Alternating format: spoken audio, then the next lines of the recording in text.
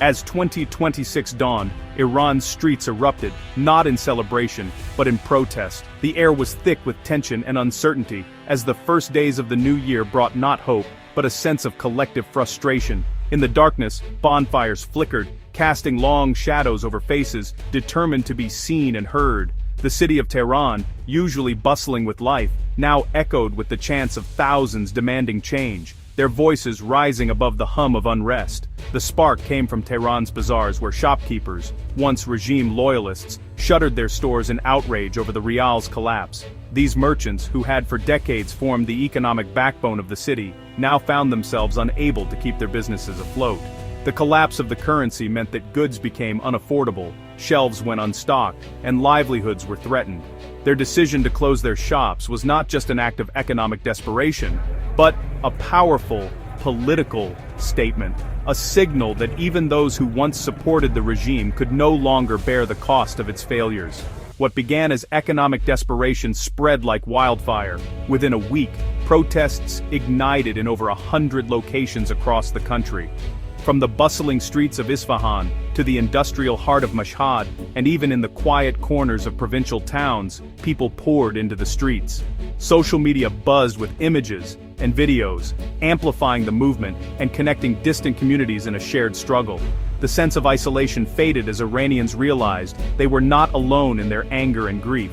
The movement's breadth, from cities to rural villages, revealed a society pushed to the brink. Farmers, teachers, factory workers, and students all joined the swelling crowds, united by a common sense of injustice. In places where protests had rarely been seen before, banners were raised and voices joined in chorus. The unrest was no longer confined to the urban elite or political dissidents. It had become a true cross-section of Iranian society, each group bringing its own grievances and hopes for the future. Economic pain quickly turned political. Chants shifted from inflation to calls for the end of Supreme Leader Khamenei's rule. Slogans once whispered in private now rang out in public squares, as fear gave way to defiance.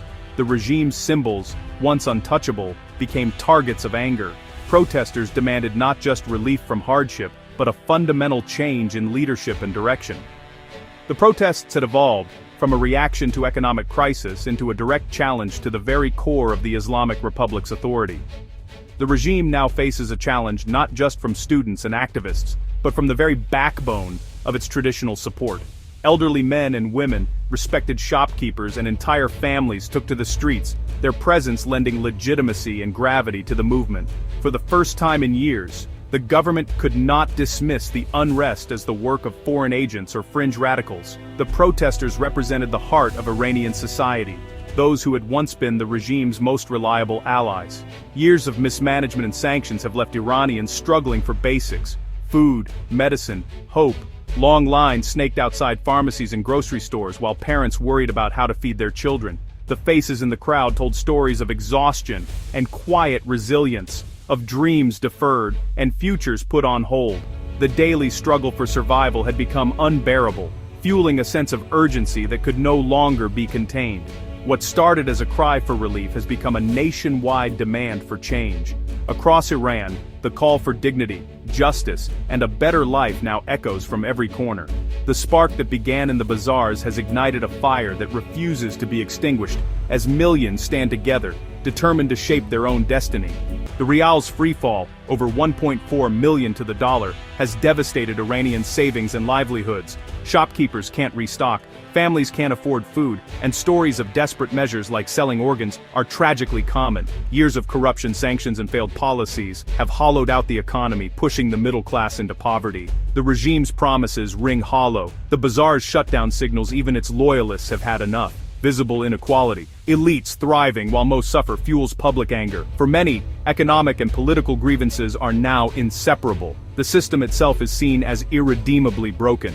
The protests' unlikely leaders were the Bazaris, merchants who once formed the regime's conservative base. Their revolt signaled a seismic shift. Even the establishment's pillars are fed up. Quickly, students and youth joined, bringing energy, digital savvy, and open defiance. The movement spread to over 30 cities and rural towns, uniting workers, students, and villagers in shared outrage. This coalition, old and young, urban and rural, makes the uprising resilient and hard to suppress. The protests are leaderless but diverse, with each group amplifying the other's demands. The regime now faces a movement too broad and deep to easily dismiss.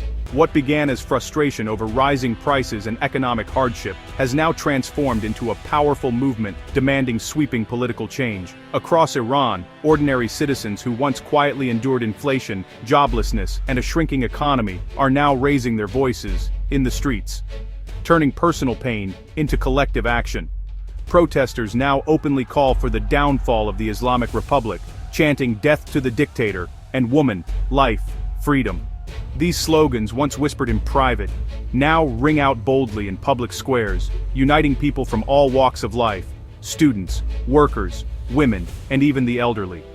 The fear that once silenced dissent has given way to defiance. Many say they have nothing left to lose. The courage on display is remarkable, as Iranians risk arrest, violence, and even death to make their voices heard. Their determination is fueled by years of broken promises and deepening despair. The regime's legitimacy is being rejected at its core. People want not reform, but a new system. The calls for change are not just about fixing the economy, but about ending decades of repression and demanding dignity, justice, and freedom. This pattern echoes past uprisings, but the scale and boldness are new. Never before have protests been so widespread, so persistent, and so openly revolutionary. The movement has spread from major cities to small towns, drawing in people who once felt powerless. Protesters see economic collapse, repression, and isolation as symptoms of the same disease: clerical rule. Many Iranians now believe that true change can only come by dismantling the system that has brought them to this point, linking their daily struggles to the broader fight for political freedom. The risk is high, but so is the determination. Despite the threat of crackdowns, people continue to march, chant, and organize, showing a resilience that has inspired observers around the world. The fight is no longer just about prices, it's about the future of Iran. For many, this is a historic turning point, a moment when economic pain has finally given way to a united demand for a new beginning, and a hope that the next generation will inherit a freer, more just country. The government's response is a familiar mix: empty promises and brutal force. President Pezeshkian offers dialogue, but few believe him. Past pledges have led nowhere. Meanwhile, hardliners threaten decisive action. The IRGC and Basiji crack down with violence. At least 8 protesters have been killed, and funerals become new protest flashpoints. The regime disrupts internet access and arrests activists, hoping to stifle the movement. But repression only deepens anger, exposing the regime's inability to address the real crisis. As violence escalated, former President Trump issued a dramatic warning on social media. If Iran kills protesters, the US is locked and loaded. This was the first explicit threat of direct intervention on behalf of Iranian demonstrators. The timing, amid reports of deaths and near the anniversary of Soleimani's killing, raised the stakes. Trump's message, bypassing diplomacy, put both Tehran and Washington on notice. With recent US-Iran clashes fresh in memory, the threat felt more credible than ever. The world now watches. Will Iran test this red line, and will the US follow through? America's credibility, and the fate of the protesters, hangs in the balance.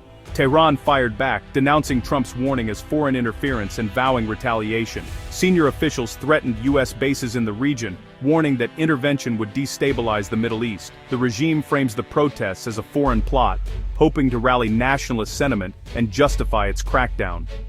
President Pezeshkian declared Iran is already at war with the US and its allies, casting protesters as traitors. This rhetoric aims to polarize society and distract from the regime's failures. Despite military setbacks, Iran's leaders remain defiant, willing to risk wider conflict rather than appear weak. The war of words has pushed the crisis to a dangerous new level. The standoff between Iran's regime, its people, and the United States has created a volatile, unpredictable crisis that reverberates far beyond the country's borders. Tensions simmer on the streets of Tehran, while the world watches, uncertain of what the next day might bring. The stakes are immense, not just for Iranians but for the entire region and the global community. The regime, feeling the pressure from both internal dissent and international scrutiny, may choose to escalate repression, betting that the United States and its allies will hesitate to intervene directly. If the government cracks down harder, Washington faces a dilemma. Should it risk deeper involvement or stand back and watch events unfold? American support, whether through words, sanctions, or covert aid, could embolden protesters, giving them hope and momentum. Yet, it could also backfire, providing the regime with a pretext to intensify its crackdown and blame unrest on foreign interference.